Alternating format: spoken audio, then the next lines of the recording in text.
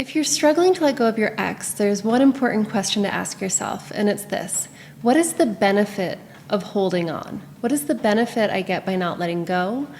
Or you could ask it the other way around. What is at risk? What is at stake if I did let this go? If you are like many of my coaching clients, you might feel like there is no benefit.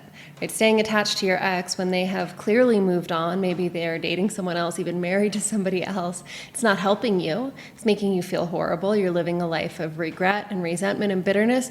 It's not helping. Right? In fact, it might actually be life-threatening.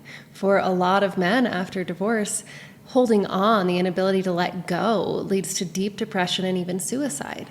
So how can I sit here and say that there's a benefit to holding on when you know that you need to let go? And yet there always is. Whenever our brain is stuck on something, whenever it's insistent that things be a certain way, it's doing something for us. Usually it's protecting us from something. As a divorce coach, I've helped a lot of men work through these emotions and learn to move on. And so I've had a chance to explore with a lot of different people what those hidden benefits are. The two that I see most commonly are these. Either holding on is protecting you from grief, because if you let go, if you really acknowledge and accept that this relationship or this marriage is over, then you have to grieve it. And if you're like a lot of my clients, that might seem too much, overwhelming, intolerable. Maybe you've been together 25 years. Maybe you have a family. Maybe you had a future together. Right? The enormity of that grief might be overwhelming. It might be something that your brain, your body doesn't believe you can handle.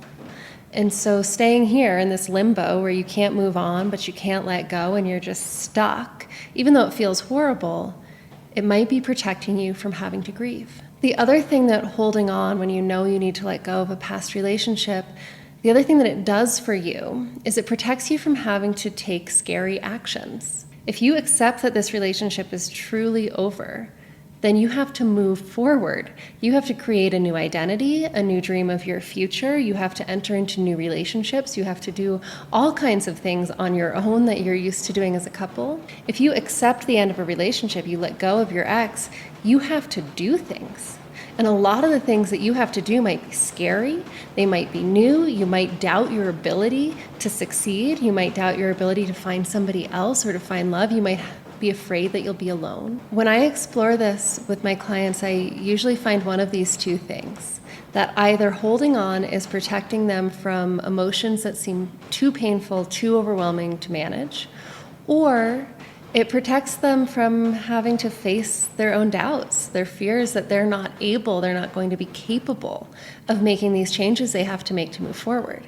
So it's either an issue of emotional regulation or self-confidence. When we are overwhelmed by our emotions or stuck in this kind of rigid, self-doubting view of ourselves, it feels like holding on is actually safer than letting go. And this is why so many people get stuck. So if you are stuck, unable to let go, but you know you need to, ask yourself this question: what is it doing for me?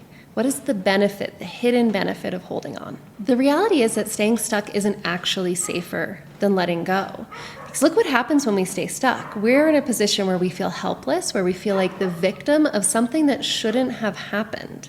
When we're in that victim mentality, there's no room for us to do anything, for us to act, and we become very susceptible to depression, despair, hopelessness. And these emotions, as I mentioned, can be downright dangerous. At the end of the day, the pain of grieving and the pain of reimagining ourselves is actually far less than the pain of staying stuck, trapped as a depressed victim. So how do you let go? Well, if holding on is protecting you from painful emotions or from your self-doubt, then let's deal with those painful emotions and let's deal with that self-doubt.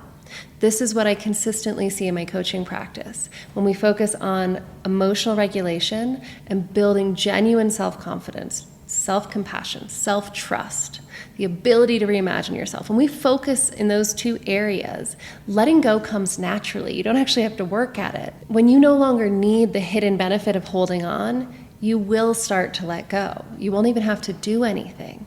So instead of focusing on your ex, whether it's holding on to her or letting her go, start focusing on emotional regulation and building self-confidence, and the letting go will follow. If you want to learn how specifically to regulate your emotions and gain real self-confidence, the kind that's going to help you just naturally let go and move forward, then join me in my free masterclass, How to Take Back Control of Your Life After Divorce.